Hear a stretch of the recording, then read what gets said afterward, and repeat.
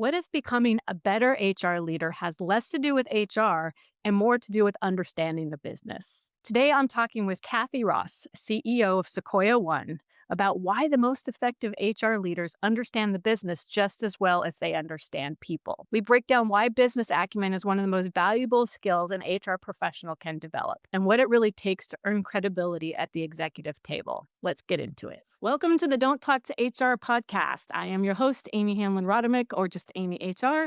And joining me today is my dear friend, Kathy Ross. Hey, Kathy, welcome to the show. Hey, Amy. Great to be here. Good to have you. Good to have you.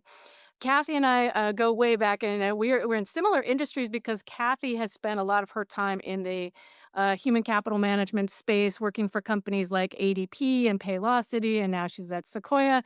So, Kathy, one of the things that, as we were writing this book, Don't Talk to HR, one of the things that came out loud and clear in terms of the feedback that we received is that HR spends a lot of time on administrivia, right? So dealing with policies and paperwork and all that stuff.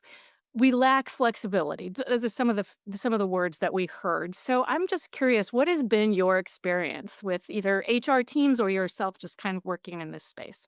Sure. Well, I've definitely dealt with HR a lot, whether it's internally in the roles that I've had in the different companies I've had. And I've always considered HR my right hand and finance my left. And then my team is the body of work that we do. And HR is so critical to everything that I do. And I treat them like a true business partner. And then, of course, I deal with clients that are HR contacts, CHROs, HR administrators, et cetera.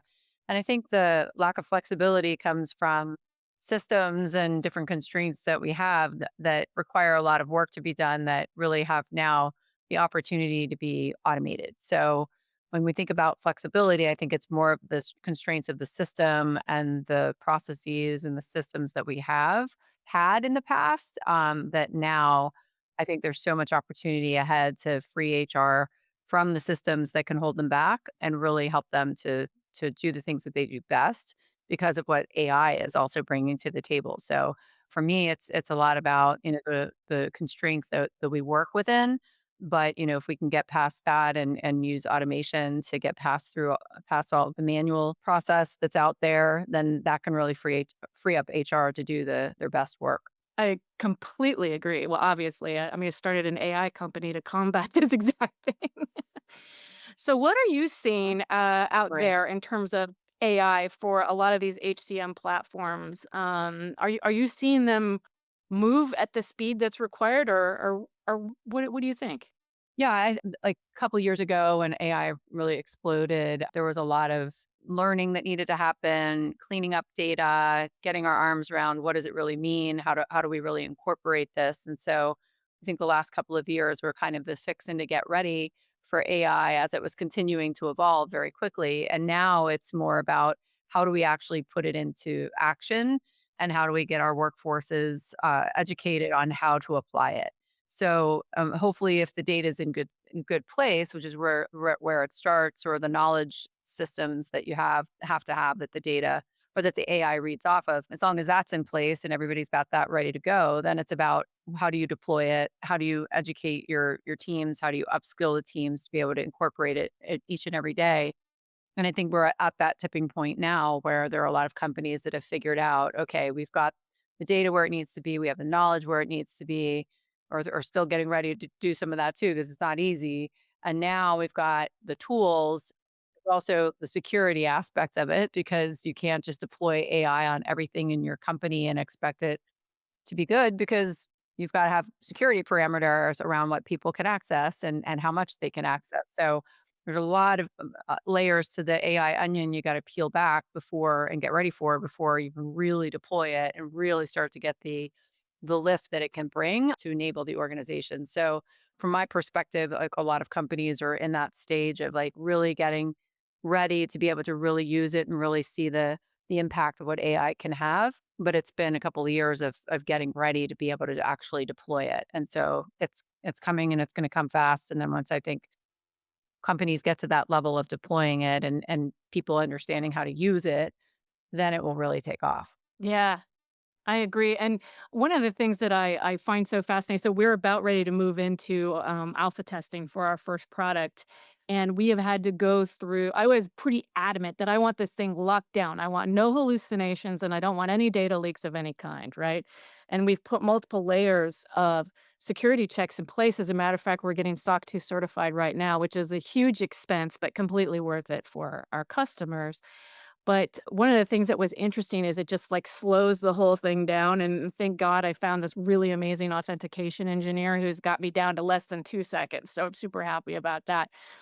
But, one of the things that had me rethinking my entire business plan, and you touched on this a little bit just a moment ago, is there's the what does this mean for my organization in the future, and how do we upskill the talent, right? If we're gonna deploy AI, if it's gonna replace, like, the bottom levels of, positions in HR, how do we educate those folks to get them ready for a position at a much higher level?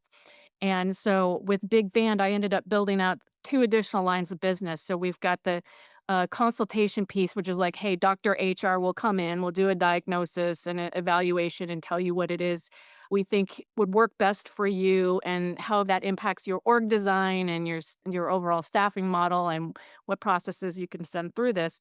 And then once the AI is deployed, then we have the problem of upskilling the talent. So we're creating a HR academy that can help up-level, like, your front-facing folks to be a junior business partner or your more analytical folks to be, junior data scientists, that kind of a thing. So I think you're absolutely right. It's not enough to say, "Here's a beautiful AI tool, now go deploy it." And the other challenge that I'm seeing Right. is companies like ADP, they may have an AI tool or ServiceNow may have an AI tool, but there's nothing that's sitting on top of all of them. So if I'm a CPO, I wanna pull data from ServiceNow to look at my shared services activity. I wanna pull data from my LMS, and for my engagement survey, there's no orchestrator sitting on top of all of those systems. Are you running across that as well? Yeah, I mean, we see all kinds of challenges in the market and what companies are doing. So there are a lot of different solutions for that, but I wouldn't say there's one size fits all, but I love your concept of it because a lot of times companies what they do want is they want one unified system. They want everything talking together. So they want this interoperability. And in order to do that, you've got to have something that kind of orchestrates it, or you have to have somebody who's managing all the APIs and the connections and the ecosystem that the clients have. So what we are seeing too is, a client will say, "Hey, like we've got our HR system, but they really want it to connect in different ways than have traditionally been done in the past." So they want it to connect to the expense system, to the finance system, to the provisioning for laptop systems, for anything that requires an employee piece of data that's in that other system really needs to be interconnected. So if you've got something that orchestrates all that and makes it easier and kind of sit over top of it and pull it all together.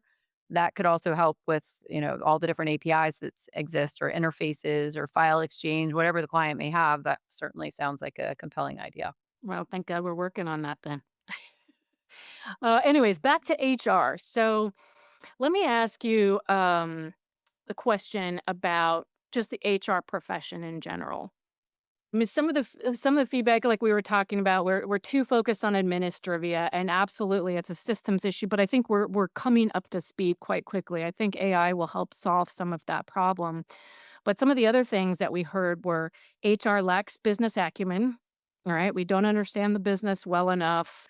We can't talk the language necessarily, or come forward with solutions that are aligned to what's going on in the business and how to bring that forward. Have you seen that yourself as an executive and as a CEO? Yeah, and I think it goes back to sometimes it's the system that holds us back or we can't get to the right data, but it's definitely true. Like my best HR business partners have been the ones that truly understand how the business operates and what the different levers are that drive the business forward and what enables us to meet our financial goals, what enables us to meet our employee engagement goals. So they have this broad deep understanding of how the business truly operates. And so they get into the nuts and bolts of how does implementation work? How does service work? How does sales work? Like what are the things that drive those different parts of the business? And then it's a matter of then how can they tie that back to the business KPIs, the CEO's priorities, what the board's looking for, And a lot of times I also find that it's just how they translate the data. So you can say, well, we've got 94% retention of our employees, but what does that mean in financial terms? So if the HR team can actually take the data and the outcomes and translate that into a business insight and a business imperative and an impact based upon the language that the board speaks and the C-suite speaks, then it becomes, even more valuable and impactful. So I think that, the systems and the development that is coming with what's happening in the HCM world and the application of AI is just going to enable the HR team to be even more valuable because they'll have the data, they'll be able to be more proactive with the insights, but then they can add that layer of judgment and nuance that AI can't create. Yet at least, right? We don't know where it's all gonna end up, but AI doesn't know what's happening in the culture. It doesn't know the cultural norms. It doesn't know the politics of the organization. It doesn't know the dynamics between individual people in the organization. So that's where I see the glue of HR even more valuable because HR will have the data. They will have the insights. They can be more proactive with the technology. But then, how does that all come together as far as how we operate as a team and as humans? And how do we balance all of that with the bots? And so the workforce now becomes a different workforce between the humans and the bots. And how do you bring that together in a way that we can talk about like what it's going to do for the company and the impact of the company? But you have to have that glue around HR's eyes and ears across the organization that they hear because you still have humans in the organization and they still need to be managed and led and cared for in the way that HR can enable when you marry that with the data and the insights that the systems are going to be able to give to us. Good. Yeah, I agree. And so I'm guessing you're not one of the CEOs that thinks that HR can be completely eliminated. No, I just think HR can be even more valuable and they can be more proactive and they can bring more insights and they can bring more options to the table that are supported by real insight from what the systems tell us. And if the systems are really good using AI, then they should be more personalized too. So the system could be more proactive in saying, based upon this person and how they're operating and the interactions they have and the performance reviews that they have and the coaching discussions that they have and information that they put into the system and how they're interacting and communicating with other people, it could give us insights into like how engaged is that employee and is that employee a flight risk and manage that more proactively to make sure that we keep our humans because the humans will become even more valuable as we start to take away all the manual work. Then the human work I think is actually going to get elevated and therefore like keeping those humans because they are going to be very valuable humans is going to be even more important. And how can the system give us insights to make sure that we're keeping up and staying ahead of how they're doing overall. I completely agree with you. As a matter of fact, I'm advocating pretty heavily for a much smaller HR team that is heavily focused on strategy, so building strategic programs, but also utilizing all of this wonderful data that we will get out of the AI tools to help interpret what this is trying to tell us, right? So we're looking at all of these different data points and it's telling us that we are losing people at month 6 because of these reasons and it's tied to this, this, and this. And here's some recommendations. I think that that is really where the true value of HR comes into play is that deep understanding of the talent. One of the things that was kind of a surprising take, well, not really, but it was an aha moment for us was that we asked a lot of executives, "What do you see the role of HR as?" And most of them came back and said, "To protect the company."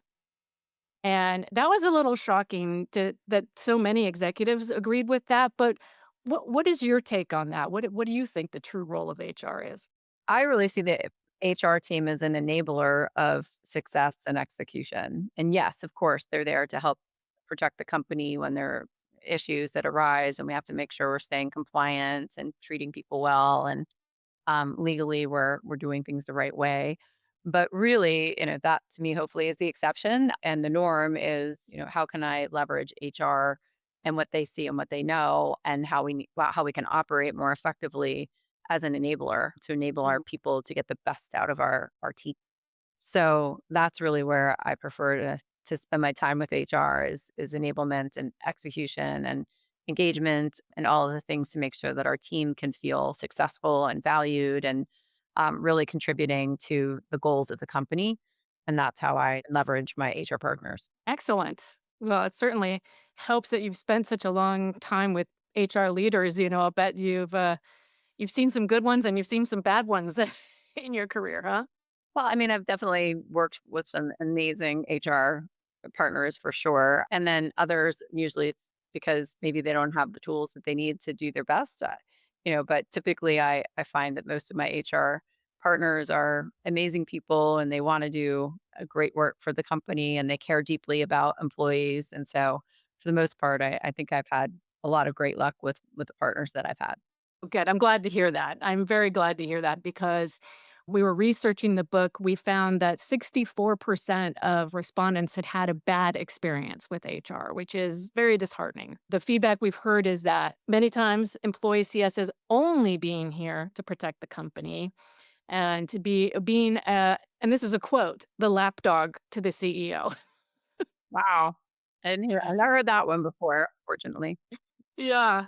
I think I've been fortunate to work in organizations that have had very strong HR teams. So maybe I'm the exception to the norm there, but I definitely feel like I've always been very fortunate with the partners that I've had and how HR has been run at the companies where I've worked. I've always been impressed and always felt like they really were at an elevated level to be able to really help enable the success of our teams and the people. So I'm sorry that it's been the opposite for other people, but hopefully they don't continue to have that impression going forward. The more we can enable the HR teams to deliver real impact. I hope so. And I hope also that my HR colleagues out there are as curious about what feedback is out there as possible. And we have multiple masters, right? We're dealing with boards, we're dealing with the CEO, but also the executive team, which often, I'm sure you've encountered this, don't always agree. Then there's the employees who are looking for deep empathy and you care about me, care about my things that are that are important to me, help me grow my career, all of that good stuff.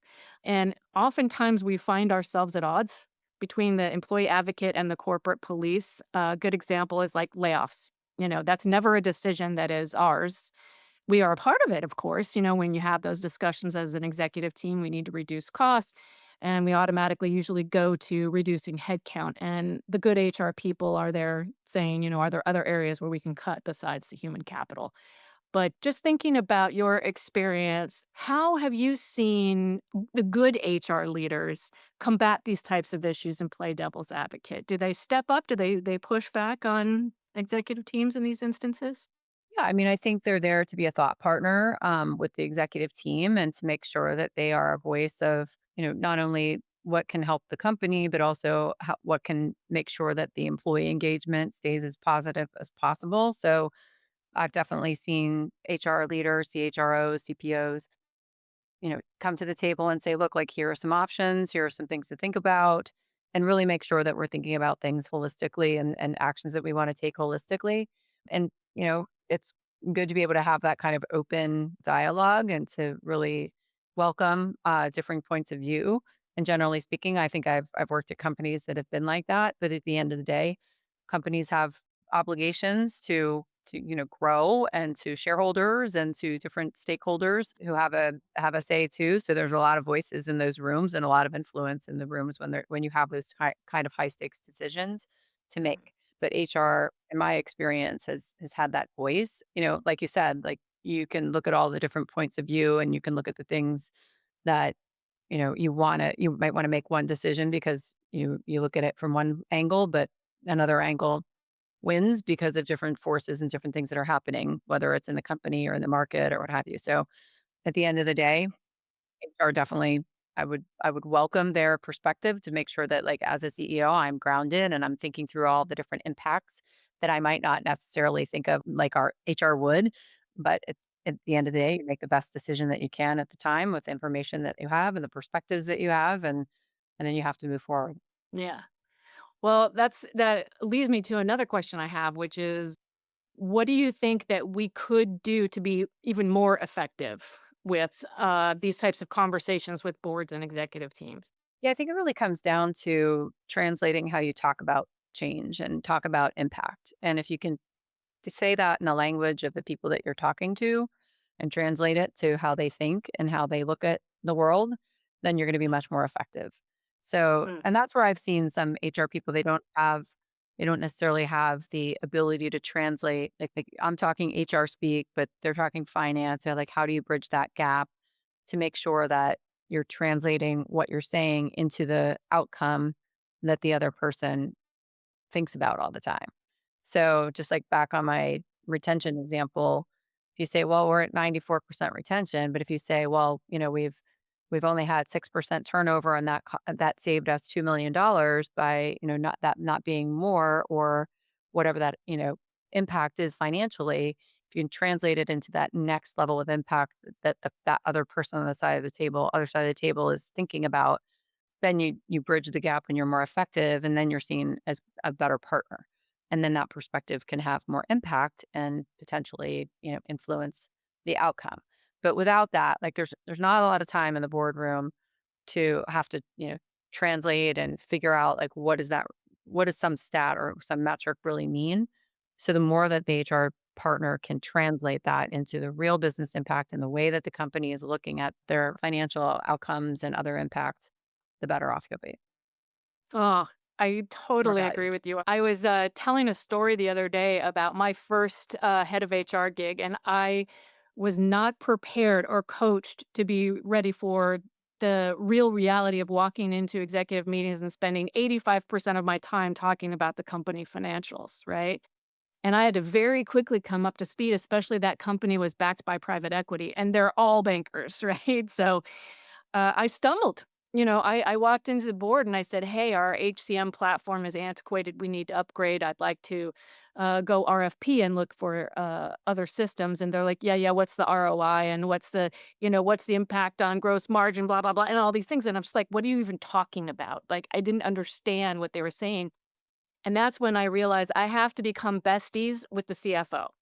So, ever since then, at every company that I've been at, I'm like best friends with the CFO, and I go immediately to that person and say, "I want a $3 million HCM platform. Help me figure out how to sell this to the bankers, and figure out how to get that across the line." And it's made a big difference. But I do think that most people in HR, we're in the profession because we love people, right? We want to take care of everybody. We want to help them grow and develop.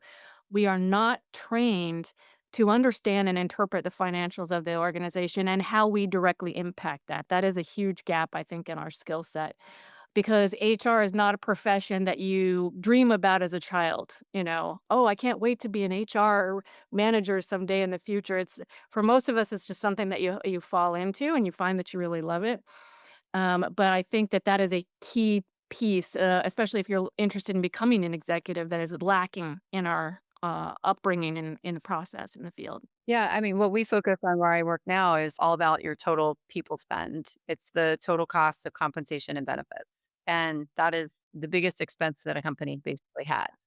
And so you have to be able to talk in HR because that's so integral. Compensation and benefits is in the HR speak every single day. But you have to be able to speak the financial outcomes and impacts of that. And so to your point, becoming best friends with the CFO, like, is super important because the CFO is looking at that expense all the time and how to manage that expense, especially as healthcare costs rise and compensation continues to rise and inflation impacts what companies are doing with compensation because they get pressure from employees about impacts of inflation on wages and things like that. So all of these different factors like all boil down to at some point what kind of financial conversation is HR able to have and then understand the impact of that. And then to your point, design the strategic programs that can continue to bring in the best talent and to cultivate our best talent and to nurture them, make them want to stay at the company because the cost of turnover is very high. But also to, make sure that we're responsible financial stewards to the company too and understand what finance and what the CEO and other leaders of the company are up against in order to turn out the outcomes that they need to every year. Mhm. And I'm guessing probably risk factors are really important to you as well. Like, okay, we have a 6% attrition rate, which is good, but I've seen companies that had a 4% attrition rate, and that's not good because it's too low, right? You should have some healthy turnover going on. There's an organization I was working with recently where they had a very, very low, like a 3% attrition rate. And I'm like, you've got people who are just parked in chairs that aren't really doing anything and aren't contributing to the overall productivity of the organization. You need to start to look at refreshing your talent. So I think that, you're absolutely right. Not just, being able to share these metrics, but actually come back and say, well, you're wasting money because you've got people with butts in seats that aren't productive, or you've got a higher than normal attrition rate. So therefore, when this happens, you're spending X amount of money to recruit new talent and then X amount to train that new talent, right? All of those things, not to mention lost production along the way. What else, just in general, when you think about HR, what other advice would you have for like up and coming chief people officers that are really looking to be effective in this new world? I think it's a lot about what we've really talked about. Well, first of all, always wanting to understand what the C-suite is really focused on, what they're worried about, and then being able to translate that into how can HR come alongside them and create the impact and the outcome and the execution that they need. So first of all, it always goes back to understanding what's the most important in the company. How do you prioritize that? And then how do you align?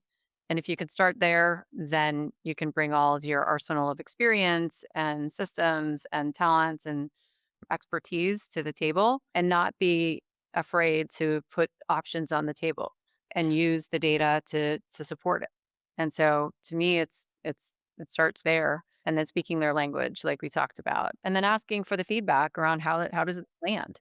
So, you can keep trying, but if you don't get the feedback, you're not going to know. Or the feedback will be they're not following what you're recommending and then that might be an indication too, but you definitely want to know, like, how is it landing? So, and that's the other thing, like, feedback is hard and feedback is sometimes uncomfortable and to hear, but I think asking for that is key because a lot of times people don't aren't super forthcoming with it. But that's where I'd start. Yeah, I agree. I love feedback. I would much rather know if I have a piece of broccoli in my teeth than not know. One of the things that we do in every episode is in the book at the start of every chapter, we have a story where HR maybe dropped the ball or didn't show up in the best light. So I've got a pretty good one here I'll read to you or to our audience here. So, story time. At my last real job before striking out on my own, I had an exit interview with the HR lady. She was actually just someone who was friends with the company president who was filling in because the actual HR lady with a degree in HR and everything quit. A lot of people at this place quit. It was a terrible place to work with out of touch management and delusions of grandeur limping along, building websites for a business niche that was mostly old people who thought the internet was magic. During the interview, she asked why I was leaving. I told her I liked my coworkers a lot but hated the company. She got this exasperated look and got genuinely upset and told me she'd been getting the same line from everybody else who quit and had their exit interview recently.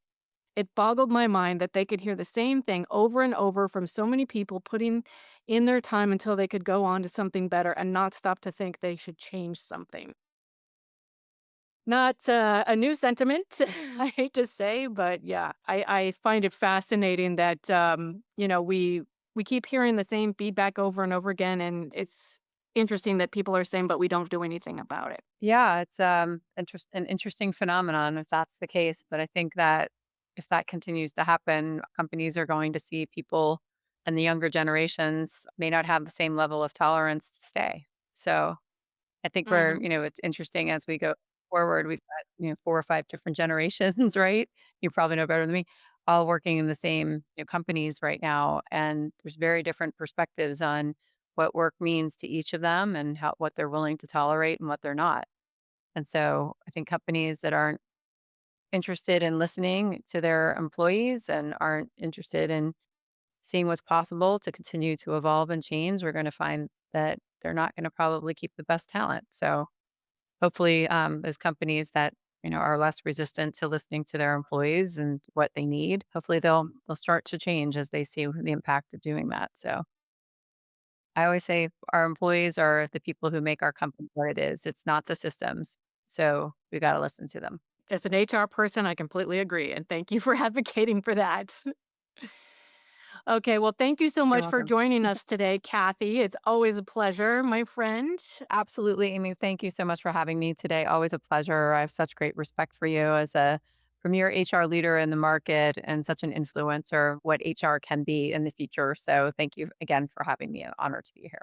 Thank you, Kathy. And remember, do talk to HR.